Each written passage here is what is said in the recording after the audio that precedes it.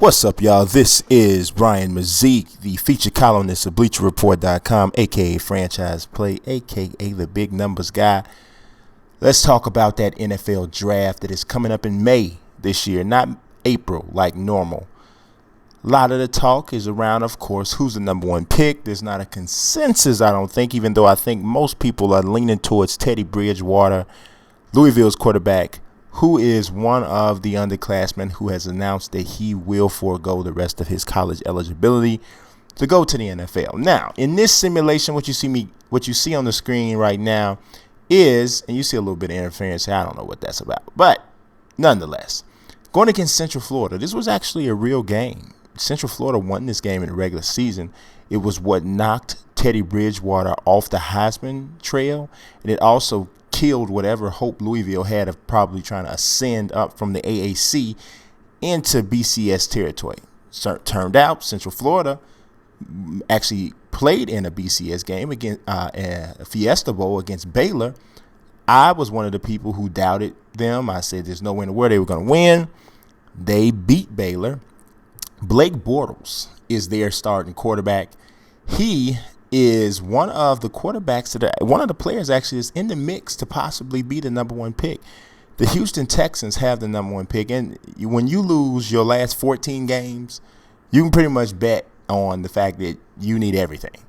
But usually when a team needs everything, they usually look at quarterback because it's the most important position in the game. So Bortles is a guy who you're going to consider. People compare him to Ben Roethlisberger a little bit. I can see that. If you watch him play, you could probably see that. Teddy Bridgewater is difficult to even find a comp for, in my opinion. He's very thin, which is one of the things you hear people have a little bit of concern about. Durability on the next level. Is his body going to hold up?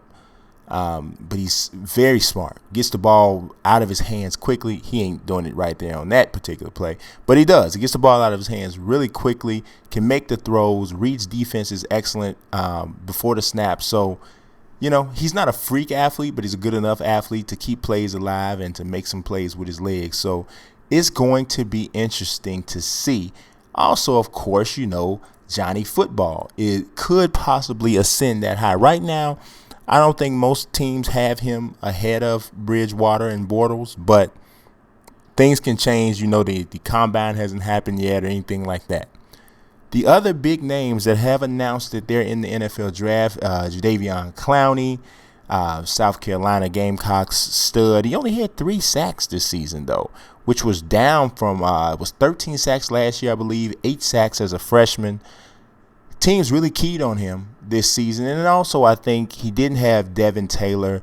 He didn't have the likes of Melvin Ingram, Aldrick Fordham. Those guys moved on, to the next level. And I think that extra attention on Clowney might have kind of, held him back a little bit. But some people talk about a lack of a motor and that he doesn't play hard on every play. I don't know about that. We'll see. Similar things were said about Mario Williams and Julius Peppers. So those guys have had successful careers. So I don't know. We'll see what happens with that. Also, DeAnthony Thomas, the playmaker extraordinaire from Oregon, he is coming out. He's right now probably somewhere between the 5th to 7th round pick. Now, you might be saying, how in the world? Oh, my God, he's super fast. He's very little. And he plays running back for the most part. And he's not big enough to be a every down back. So what he has to be is he's going to be a kind of a gadget type of a player. He didn't have as much experience as wide receiver as, say, somebody like Tavon Austin. So he's not as far along in development on that end. But what I do think he can be immediately is a impact player in special teams as a punt returner, kick returner. I would love to see the Bears pick him because, in the later rounds, because Devin Hester's 30 years old, and letting him walk is probably the smartest thing to do. Even though I love Devin Hester, greatest kick returner in the history of the game, in my opinion. But he's 30 years old, and you gotta be proactive, Lachey Seastrunk, the running back for Baylor, he's also coming out. Stephen Tuitt, Notre Dame, that dude is a monster. I mean, this dude is a monster. I have a feeling that on the next level, I mean, he's 6'7", I believe it is, 6'7" or 6'6.5". He is a big person. You understand? He's a big person. And this is not a big stiff. This kid is athletic too. I just have a feeling on the next level he's gonna be something special. Somebody that's not coming out though. Oh, also let me talk. Also, Sammy Watkins is coming out too.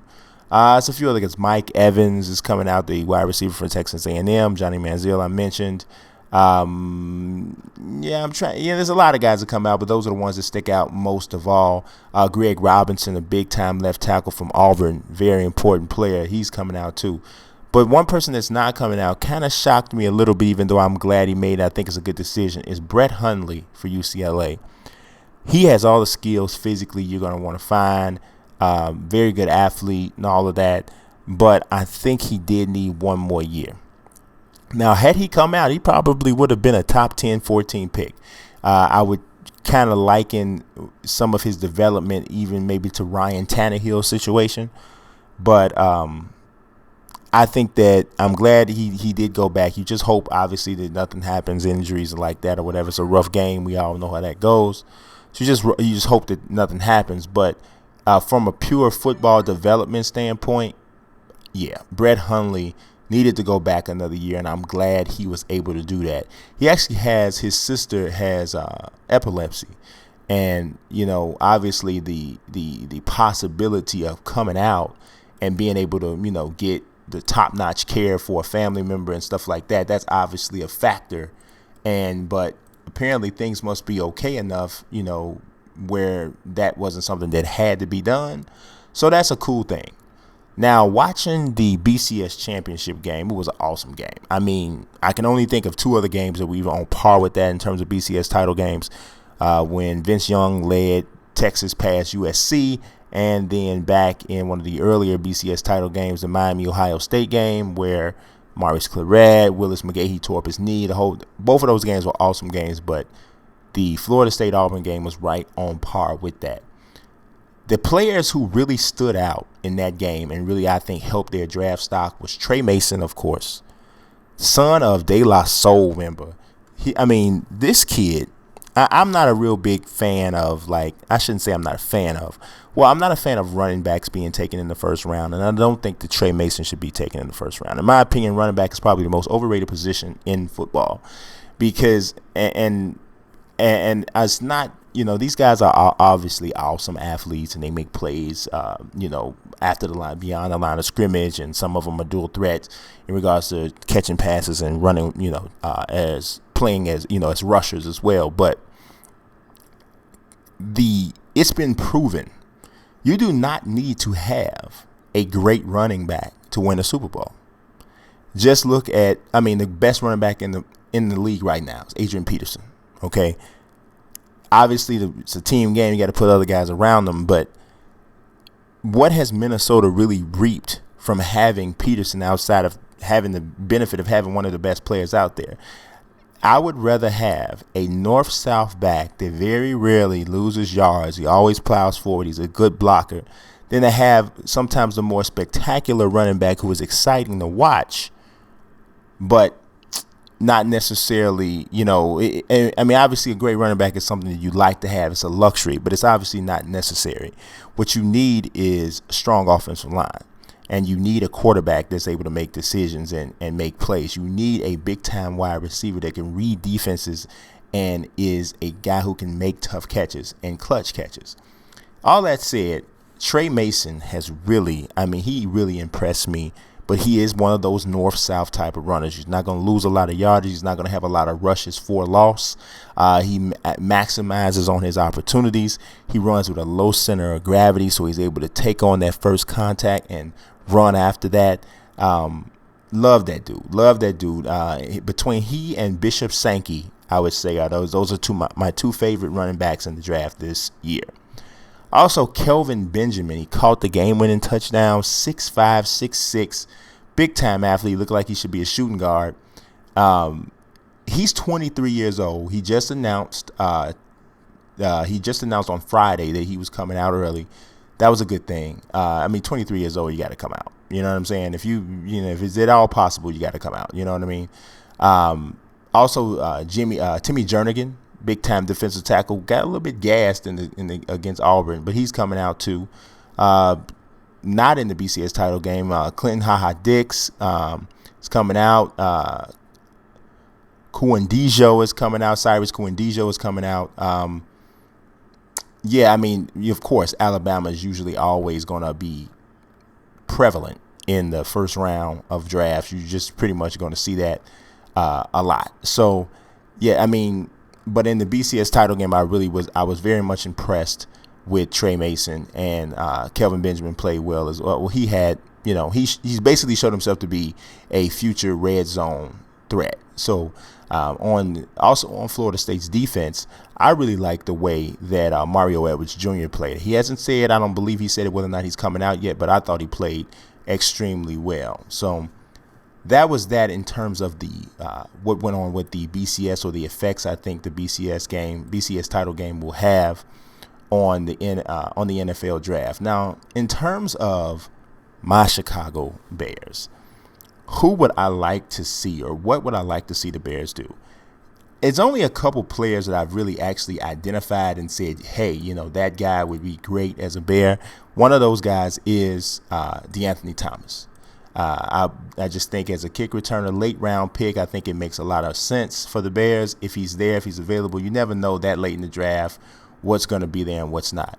I hear a lot of people talking about C.J. Mosley as an inside linebacker for the Bears in the first round, and I certainly wouldn't be upset with that. Not at all. I mean, the guy is a stud, comes from a winning program. I would not be upset with that.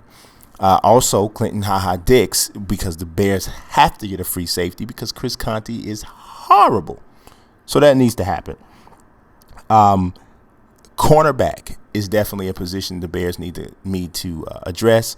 I would like to see Charles Tillman come back, but it seems as though the vibe is that that's not going to happen. They already re-signed Tim Jennings, so we know that's going to happen. But I would like to see Charles Tillman come back on maybe a 1 or 2 year deal. But if it doesn't, obviously they have to address the cornerback position. Like I said, free safety is something that has to be addressed, as well as defensive end. Julius Peppers he's not that guy anymore. He wasn't being double teamed through the season. He just was not. He's not an impact player like he used to be. So the Bears have to address that. The Bears have to find a player who is able to get pressure consistently on the quarterback, and whether that comes through free agency through a guy like Michael Johnson from Cincinnati Bengals, or if it comes in the draft, it has to happen. But so those are the positions the Bears need to address, and we'll see what happens. But that'll do it for me with the NFL draft. We had some video issues here with this Louisville Central Florida game. I don't know what happened. But that's it for the NFL draft. You guys subscribe, follow. Peace.